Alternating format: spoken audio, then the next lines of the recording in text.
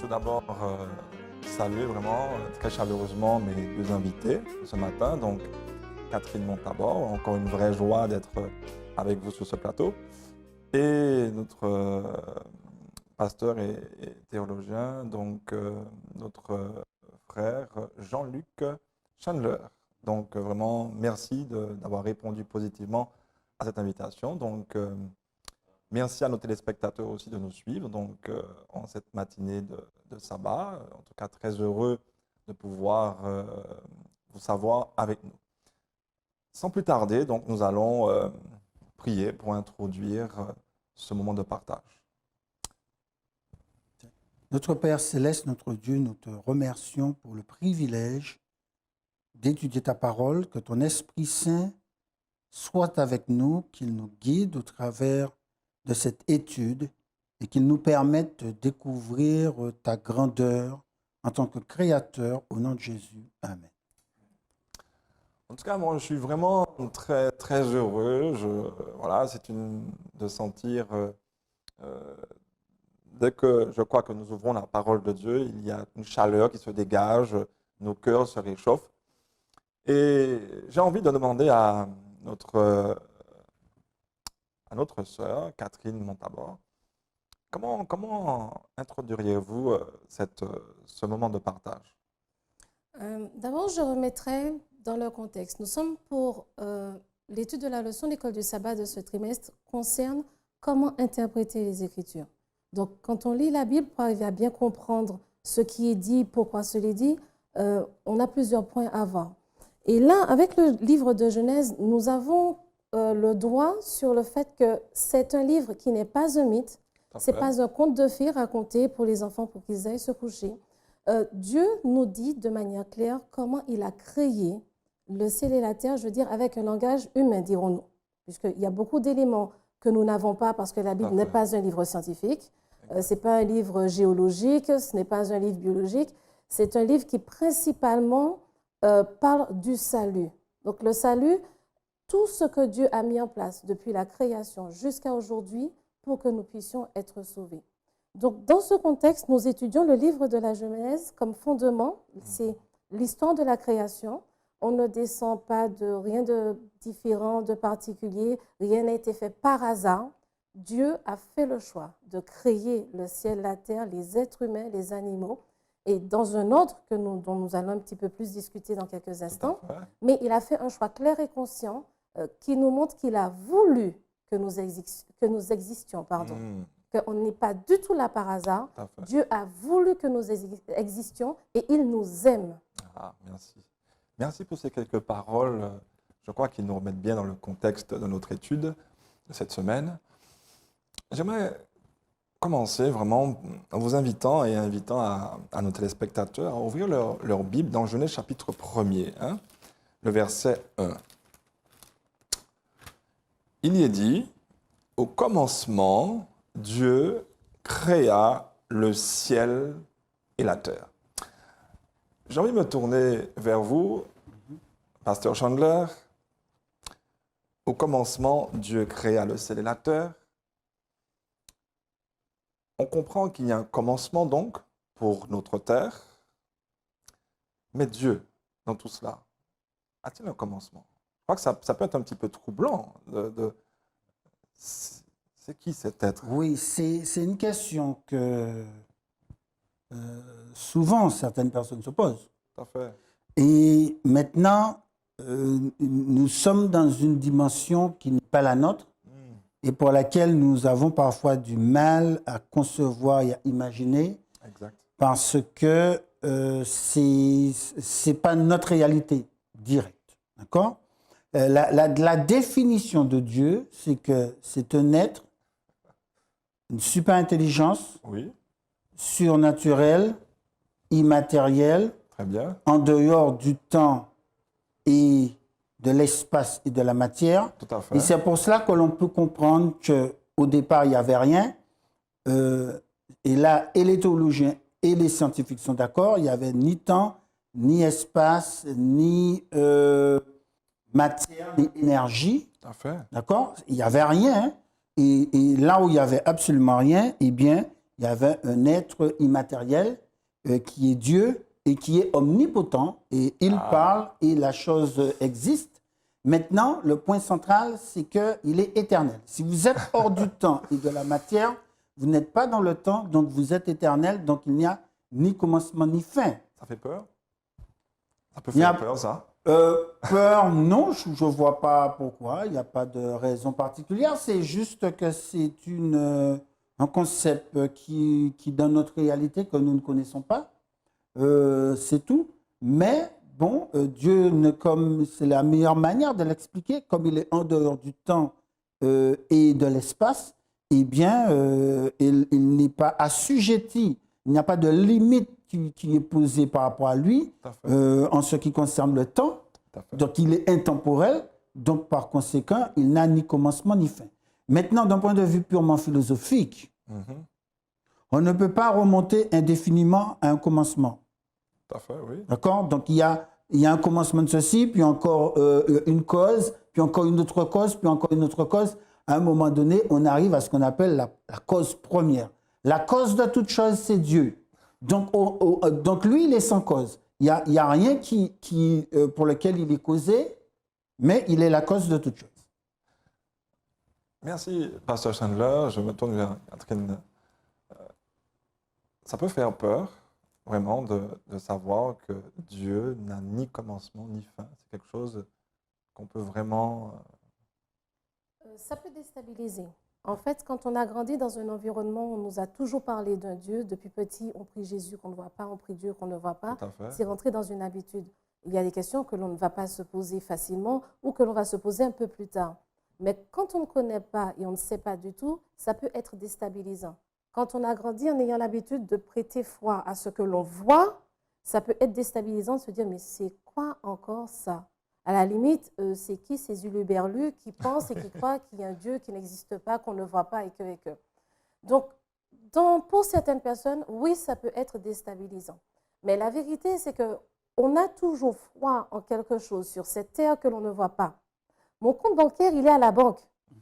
Je vois la carte bancaire, mais je peux avoir la carte bancaire et ne rien sortir, ne rien pouvoir ni m'acheter ni payer.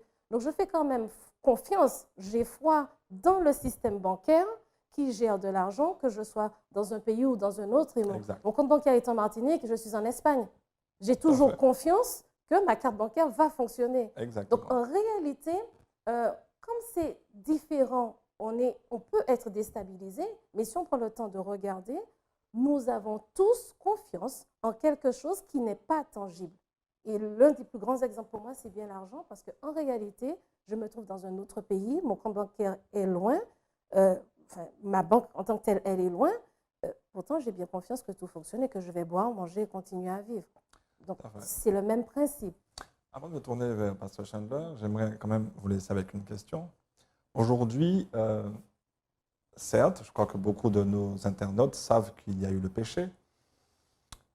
Est-il facilement concevable de se dire, voilà, oui, Dieu est venu sur cette terre pour restaurer la création et qu'un jour, il viendra pour ne plus avoir de mort et tout sera éternel. Est-ce que, d'après vous, c'est quelque chose aujourd'hui, dans notre vie contemporaine, est-ce que c'est quelque chose qui est facilement acceptable, qu'on peut concevoir? Mais je vous laisse avec cette question, mais j'aimerais quand même me tourner vers Pasteur Chandler.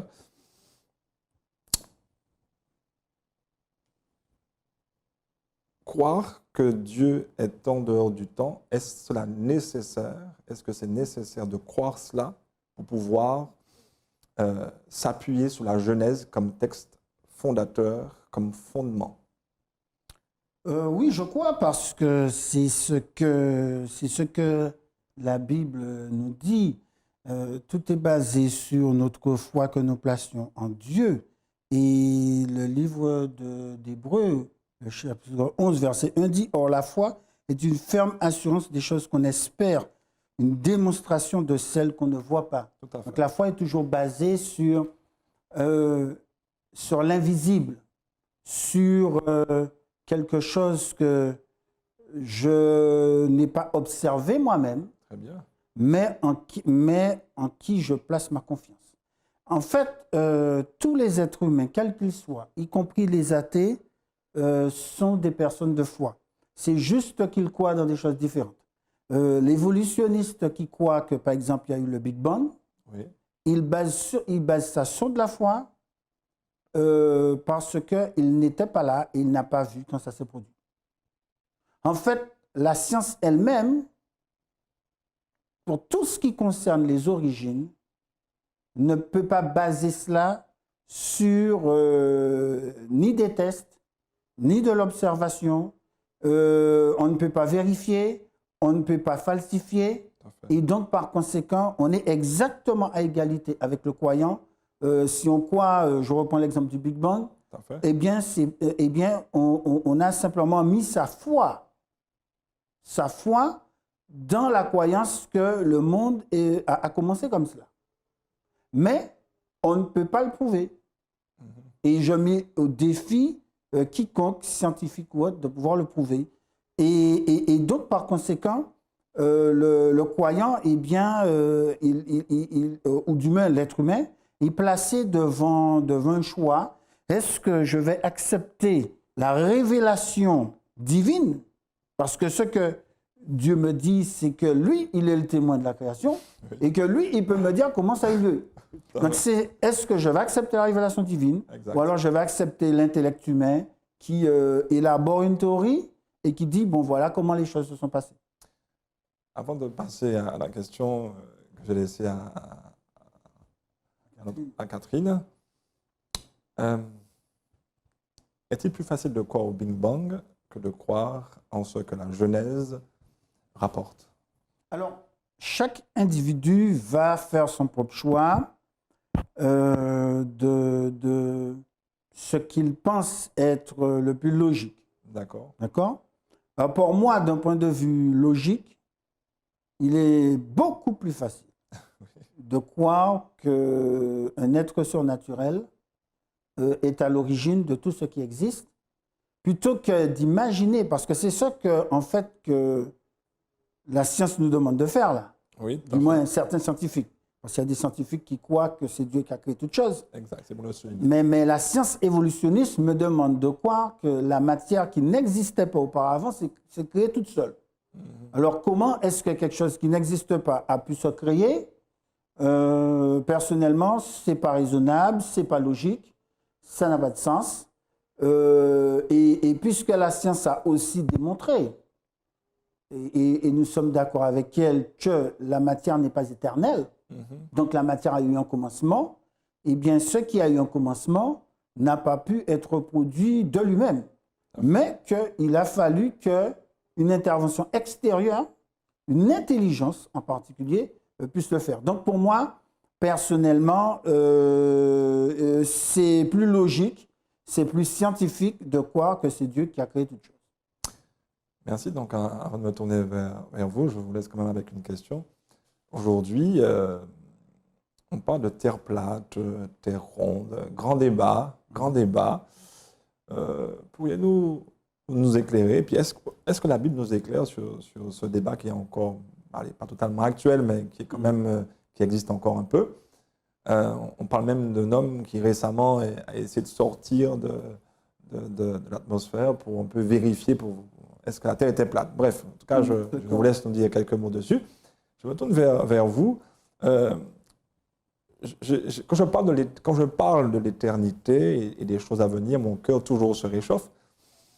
Et il est souvent, quand on regarde certains programmes, on a toujours illustré un petit peu, mais j'exagère de manière caricaturée, on voit des hommes qui sont dans l'éternité avec une harpe, qui sont là, voilà. Comment concilier cette image d'un Dieu qui crée les choses pour l'éternité, hein, parce qu'on veut croire que Dieu, lorsqu'il crée quelque chose, c'est pour l'éternité, et comment concilier cette image, un petit peu, selon moi, déformée, de l'éternité avec une petite harpe, nous promenant, voilà. Hein.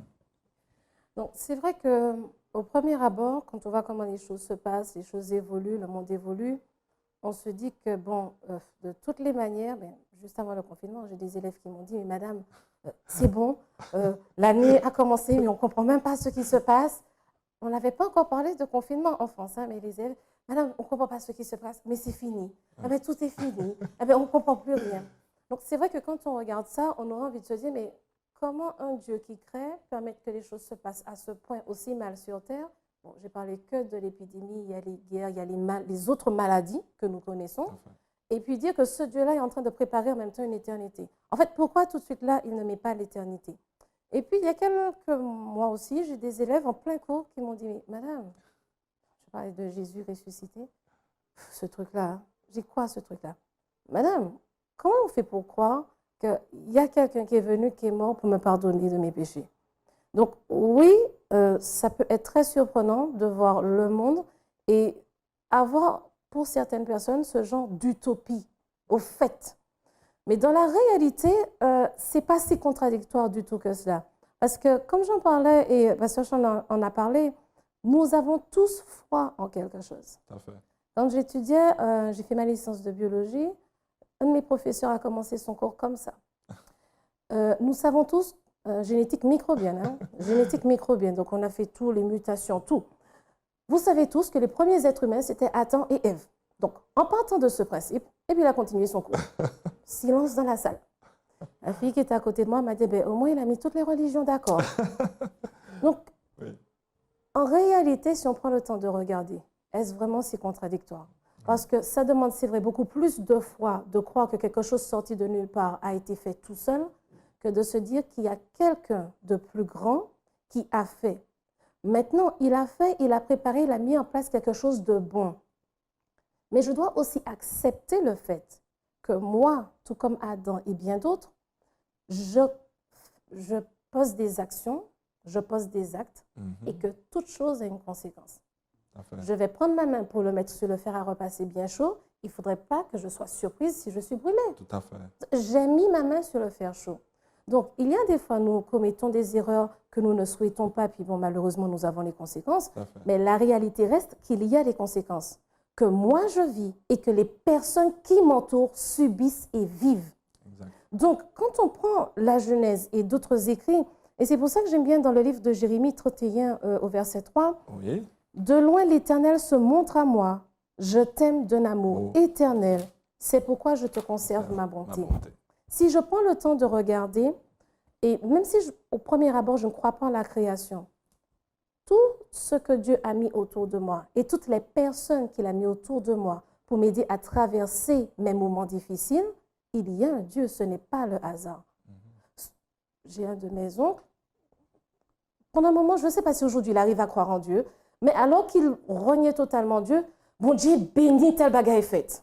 Oui. Voilà, quelque chose est arrivé de bien à son fils ou à sa fille, bon Dieu bénit. Alors, des fois, ma mère et moi, on le regarde et elle se dit, bon Dieu bénit. Tu viens de nous dire 2 jours plus tôt que Dieu n'existe pas. Aujourd'hui, tu es heureux, Dieu a béni, telle chose s'est produite, ton fils, ta fille. Donc, en réalité, nous avons ce Dieu qui a créé. Nous avons, si nous regardons autour de nous, il met des personnes, des événements, des choses pour nous aider à traverser nos moments difficiles. Et l'erreur que l'on fait, c'est de penser que sur cette terre remplie de péchés, rien de problématique et de malheureux ne peut arriver. Ce n'est pas la promesse de Dieu. Exact. La promesse, c'est qu'il conserve ses bontés pour nous aider à traverser ces moments catastrophiques et difficiles.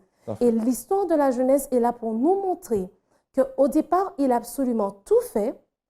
Nous payons les conséquences de ce que nous faisons tous les uns après les autres, mais jusqu'à aujourd'hui, il ne nous a jamais abandonnés.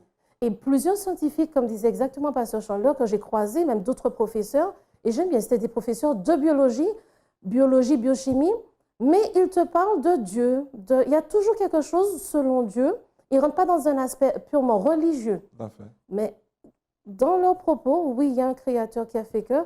Et puis, moi, en tant qu'être humain, professeur, nous l'avait dit une fois, nous sommes limités et nous devons accepter que nous ne connaissons pas tous sur l'être humain. Et avant de répondre à la question, Pasteur Chandler, est-ce que vous pouvez aussi préciser, est-ce que ce n'est pas entrer dans l'esprit de l'homme, à force de voir les choses qui ont une fin sur cette terre, de concevoir le fait que quand Dieu crée quelque chose, c'est jamais pour finir, c'est toujours éternellement? Oui. C'est toujours ce que Dieu a prévu.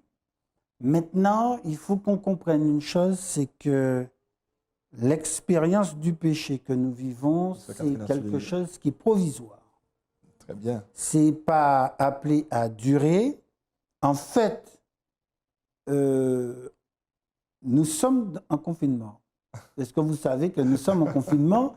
Non, et c'est un confinement qui dure depuis plusieurs millénaires. Catherine a C'est-à-dire que souligné, lorsque Lucifer a lancé ce défi à Dieu de dire « moi, je suis capable de créer un meilleur gouvernement que toi Exact. » un gouvernement où on est libre de tout, on n'a pas besoin d'observer aucune règle.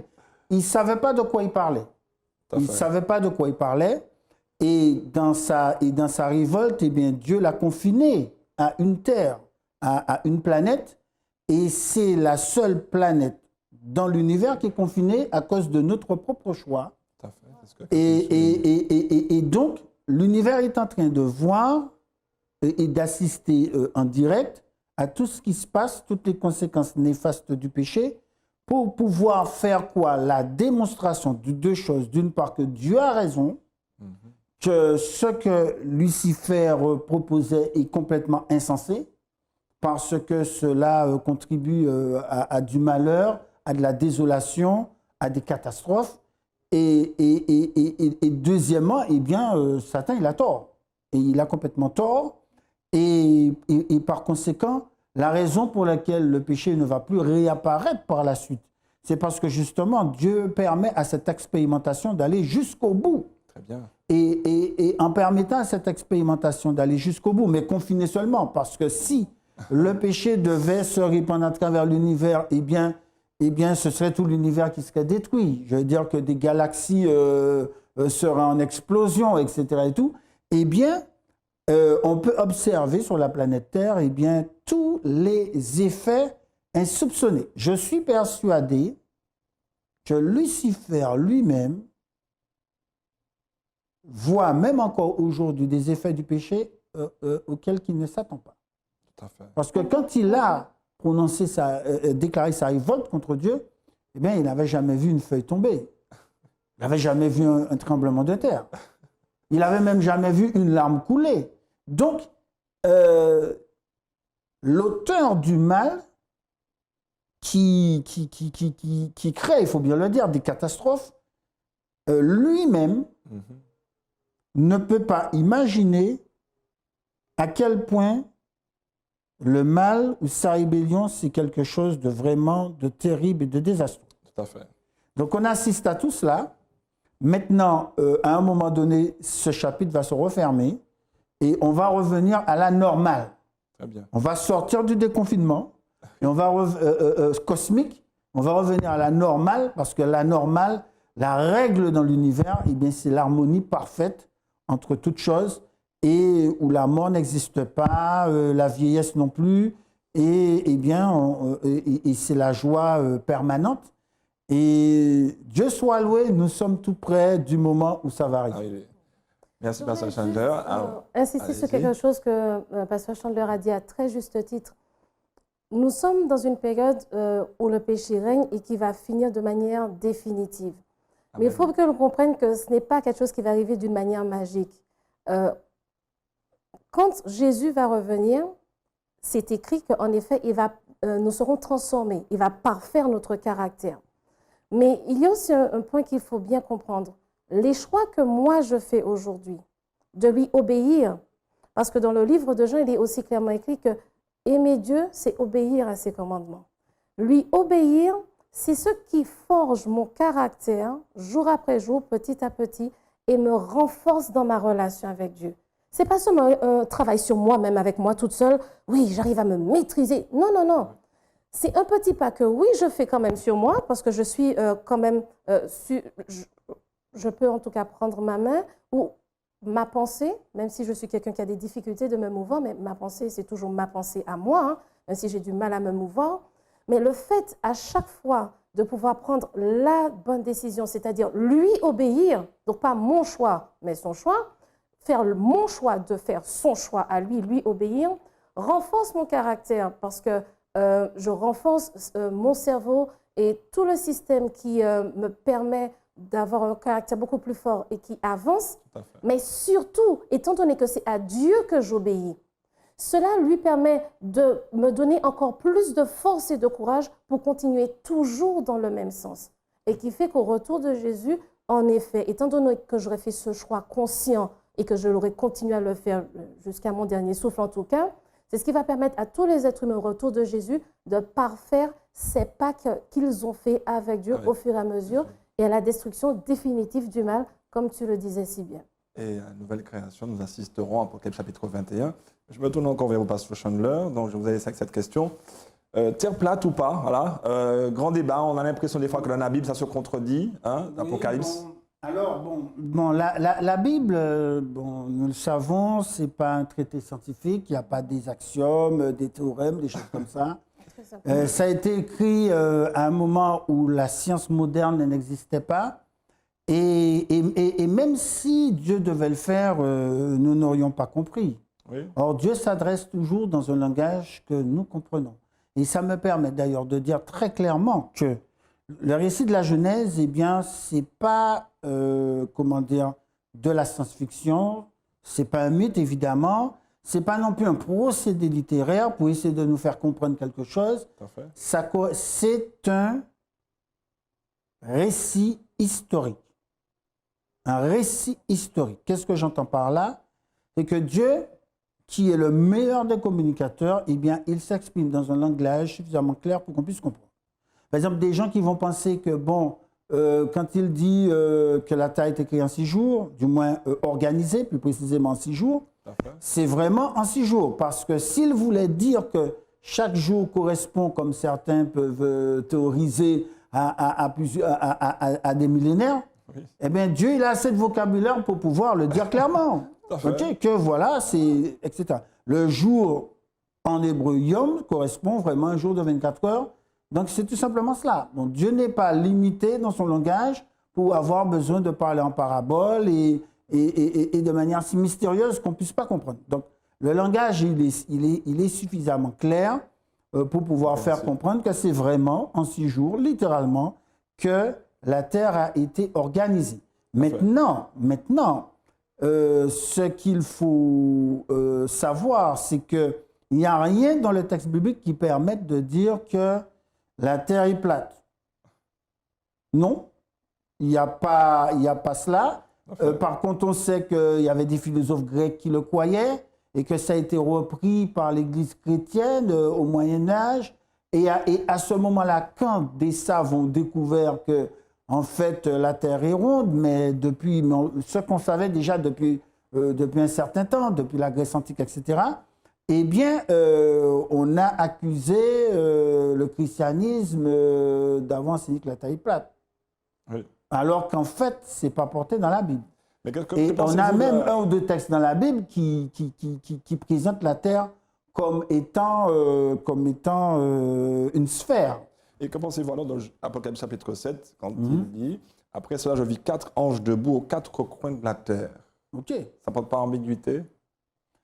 Bon, c'est...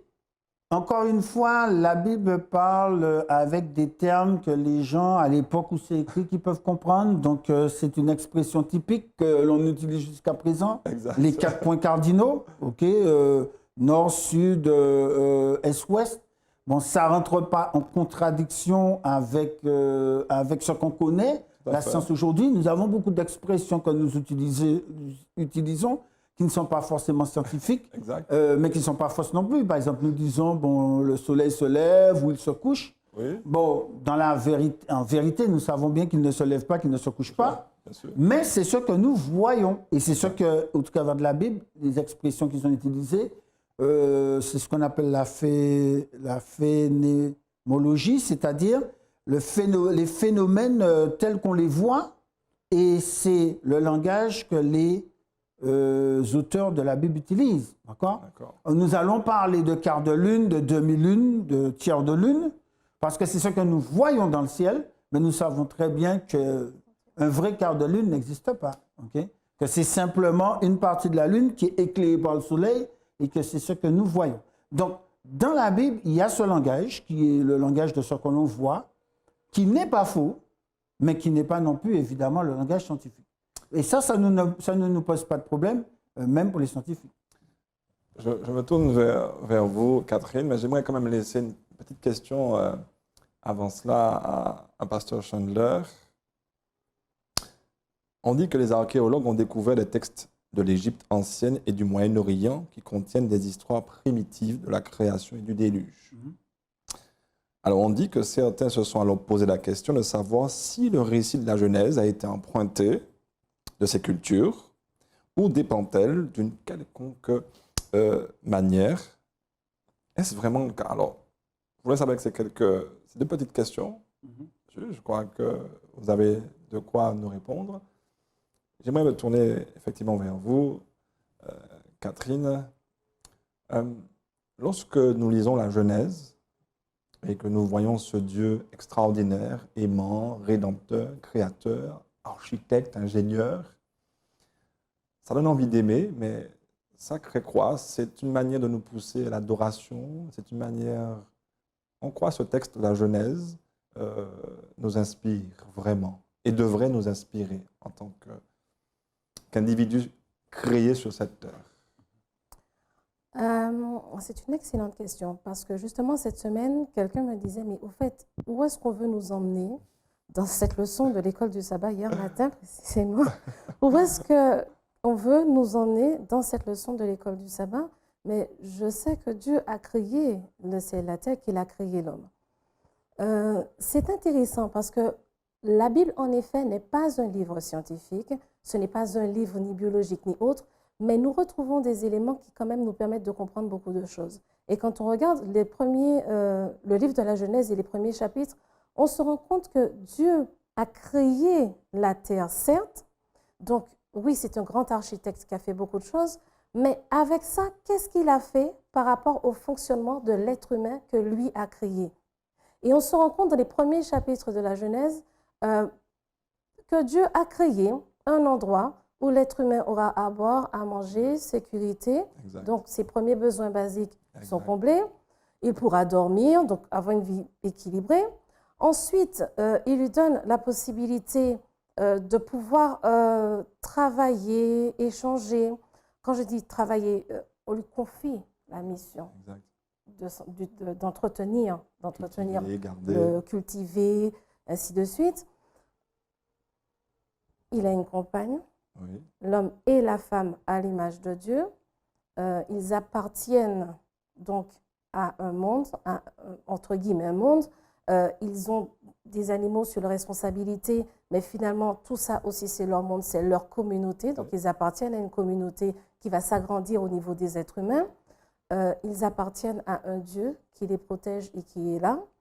Un Dieu qui montre de manière pratique et qui dit son amour, qui, en leur confiant la mission de s'occuper du jardin, leur dit « J'ai confiance en toi parce que je te confie ce que moi j'ai pris 6 jours à créer, je te le confie entre tes mains pour que tu t'en occupes et que tu fasses prospérer et avancer. » Et en même temps, je te dis que vous allez croître et multiplier. Donc, je vous confie aussi à tous les deux, donc à l'être humain, le fait d'avoir des enfants, d'avoir une famille, d'élever et de continuer.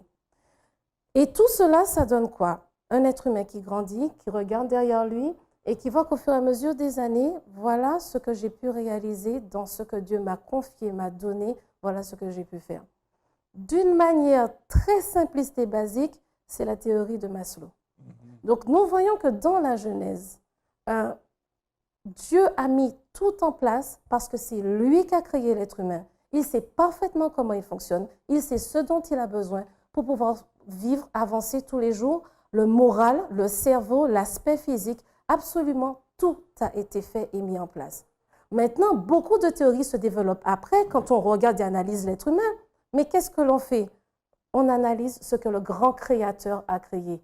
Et on met sous des mots, c'est vrai, un peu plus scientifiques, un peu plus professionnels, certes, mais ce que le grand créateur a fait. Donc oui, il est architecte, il a fait énormément de choses et c'est tout à fait gigantesque et merveilleux.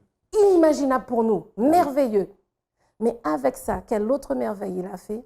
Il a, dès le départ, tout mis pour que moi, en tant qu'être humain, je puisse grandir et prospérer. Quand je dis prospérer, me développer en sa présence avec ce que lui a mis.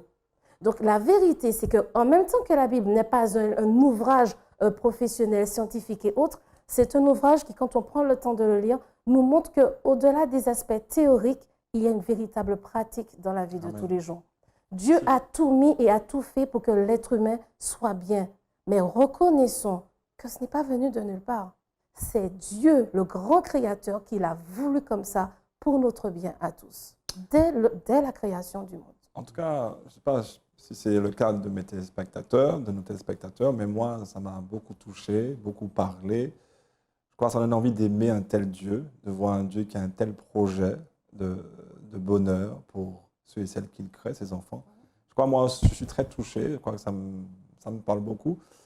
Et je me tourne donc vers vous, donc, Pasteur Chandler, cette question donc, de ces récits qu'on a retrouvés un petit peu. Oui, en ce qui concerne la création, il y en a aussi, par exemple, sur le déluge. Alors, il faut déjà que je puisse dire quelque chose d'une manière générale en ce qui concerne l'archéologie. C'est que tout ce trimestre, nous parlons de l'interprétation de la Bible. Comment est-ce qu'on interprète la Bible? Et on utilise différents outils, et l'un d'entre eux, c'est l'archéologie.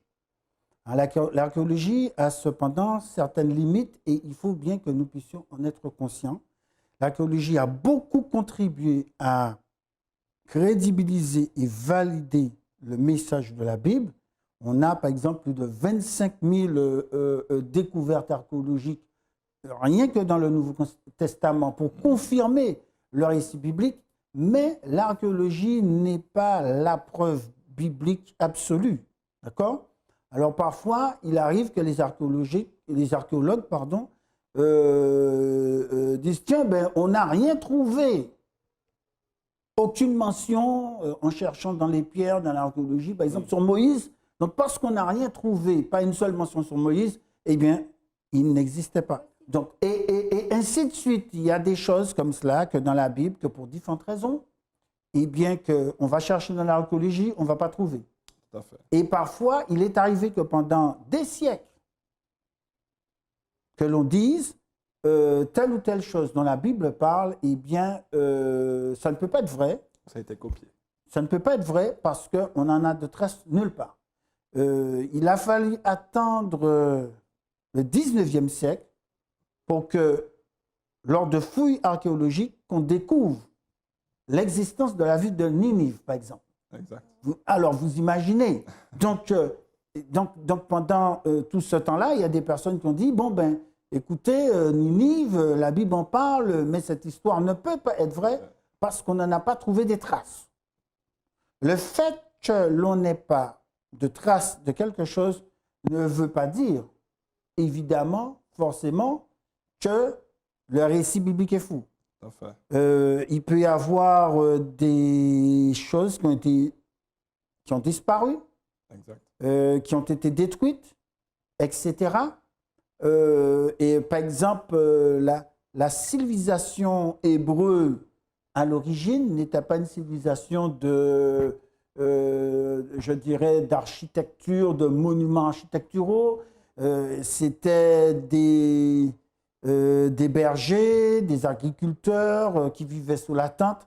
Et on ne doit pas s'attendre en archéologie que vous puissiez retrouver, par exemple, la tente d'Abraham, ou etc. et tout. Donc, par conséquent, ce qui est porté dans la Bible, nous trouvons tout un certain nombre d'évidences scientifiques, archéologiques, mais nous n'allons pas absolument tout trouver. Alors maintenant, ayant dit cela, un autre problème peut surgir, c'est lorsque vous avez des récits, comme ceux sur la création, par exemple en Mésopotamie ou ailleurs dans le monde, qui sont des mythes, et que l'on dit, puisque ces récits existent, eh bien, ça veut dire que le récit de la création de la Bible, c'est juste un mythe parmi tant d'autres, ou pire encore, qu'il s'est inspiré d'un autre mythe qui existait déjà auparavant. D'accord? Bon, ça, c'est de l'extrapolation, c'est-à-dire il n'y a pas de preuve que le récit de la Bible ait été inspiré de d'autres récits d'autres récits mythologiques, etc., dits de la création. Mais il y a des gens qui s'autorisent ça, sans pouvoir apporter la moindre preuve. En fait, quand on examine le récit de la création biblique, il est très, très différent de tous les autres récits, de tous les autres mythes. C'est en fait même un récit qui prend un grand soin à être anti-mythique. Oui, tout à fait, exactement. C'est-à-dire à démolir toute idée qui est l'existence de Dieu, au pluriel, et qu'il y ait tout un certain nombre de choses qui puissent avoir un rapport avec quelques mythes. Bon, il y a juste un exemple. Le plus connu, le plus classique, c'est celui du 4e jour. On observe que lorsqu'il est question du soleil et de la lune, la Bible n'utilise pas l'expression le soleil et la lune, qui pourtant qui existe en hébreu. Donc, ils auraient pu utiliser ce terme-là. Bon, ce sont deux mots qui sont assez proches du cananéen, de l'araméen, des langues aux alentours. Et comme ces mots-là pouvaient être utilisés pour désigner des dieux, soit le soleil ou la lune, eh bien, ces deux astres sont désignés simplement par le grand luminaire et le petit luminaire. Tout à fait. Deux vulgaires lampes. En fait, c'est ce que la Bible dit. La Bible les ramène à tout simplement, leur rôle, c'est cela, c'est d'illuminer, mais ils n'ont pas de pouvoir, ils n'ont pas de puissance, ils n'ont pas de capacité de pouvoir diriger, contrôler l'existence terrestre. Et pour bien renforcer cela, parce que vous savez, Dieu est extraordinaire, parce qu'il connaît toutes choses avant le commencement, eh bien, au lieu de placer la création du soleil et de la lune au premier jour, ce auquel on se sera attendu, c'est-à-dire que le soleil et la lune sont créés le premier jour, et puis après, on voit apparaître les autres choses, c'est passé le 4e jour. Ce qui surprend tout le monde. Mais tiens, mais comment ça se fait? D'accord? Mais dans le récit biblique et dans l'intention de Dieu, le soleil et la lune sont uniquement là pour servir. Mais c'est Dieu qui est le créateur. Donc le premier jour, il est dit que la lumière fut. C'est une lumière qui ne dépend pas du soleil. Et que certains théologiens vont interpréter comme cela, comme étant la gloire de Dieu, parce que ultimement, Dieu est lumière, Dieu il est la source de toute énergie, etc. Donc, c'est le récit de la Genèse est là pour pouvoir renforcer l'idée, tout le temps, que la matière est incapable de faire quoi que ce soit d'elle-même, elle ne peut pas créer, et que c'est Dieu qui a créé toute chose. Je crois que c'est, avant de vous donner la parole, parce que nous terminons, bien évidemment, notre sœur Montabor, Catherine, a introduit. Alors, j'aimerais que vous puissiez aussi avoir un petit mot de conclusion à votre tour, mais avant de terminer, j'aimerais quand même avoir une petite question. J'aimerais que vous répondiez assez de manière très concise et puis ajouter peut-être autre remarque. Lorsqu'on sait que ce Dieu est merveilleux, ce Dieu aimant, créateur, qu'on retrouve dans la Genèse, a-t-on cette injonction ou devons-nous l'adorer? Est-ce que le fait d'être créateur doit nous pousser à l'adorer? Je crois que ça me parle beaucoup et j'aimerais que vous puissiez nous dire quelques mots. Le temps est très court. Oui, je vais faire rapidement. Juste avant de répondre à cette question, je vais ajouter quelque chose à ce que Pasteur Chandler a dit, toujours dans la même lignée. Il faut aussi qu'on se rappelle d'une chose. On voit dans la Genèse, quand Adam et Ève ont été créés, ils ont eu le temps de voir des petits-enfants, arrière-petits-enfants.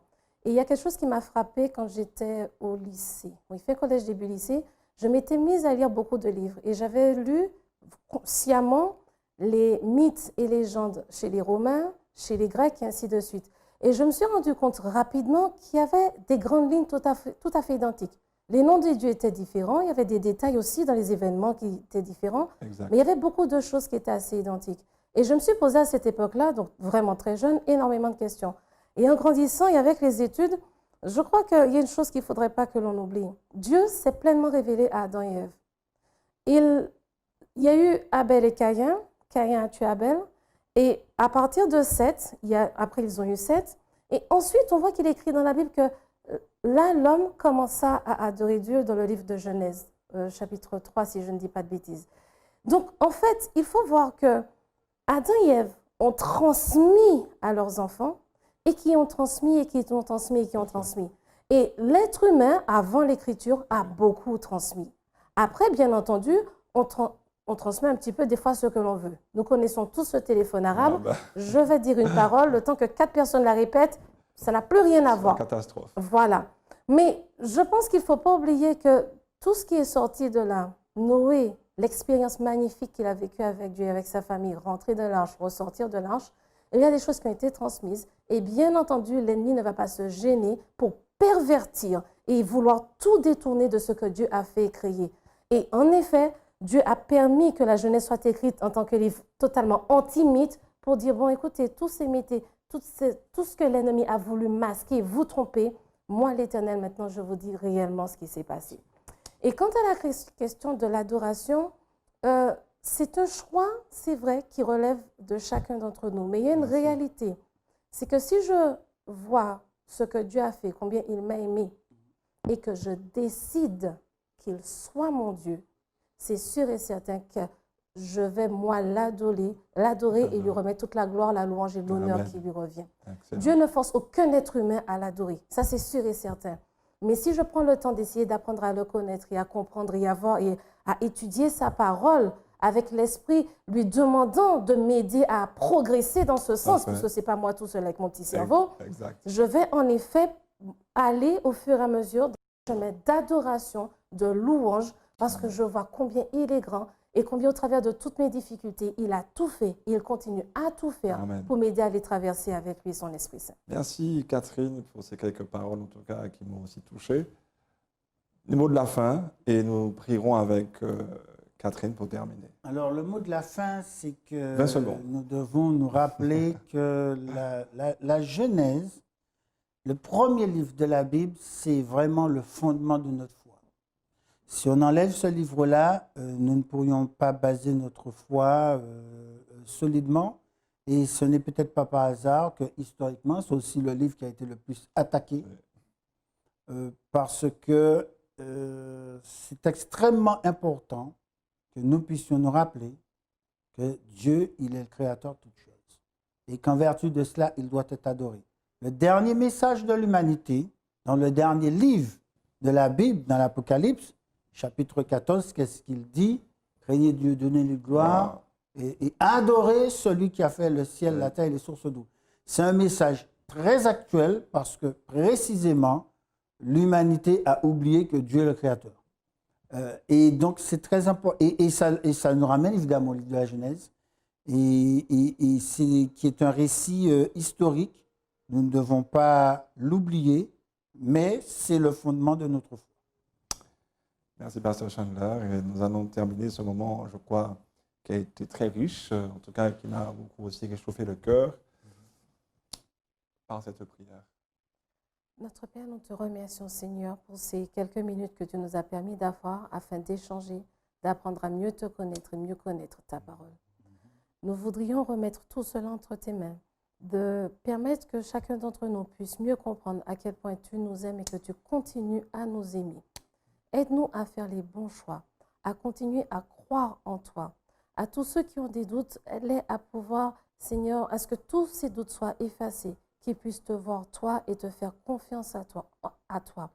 Et qu'au-delà de toutes ces choses dans lesquelles nous mettons notre confiance et qui nous déçoivent, que nous puissions tous mettre notre confiance en toi avec l'assurance que tu feras tout pour le bien de tes enfants, pour ton peuple.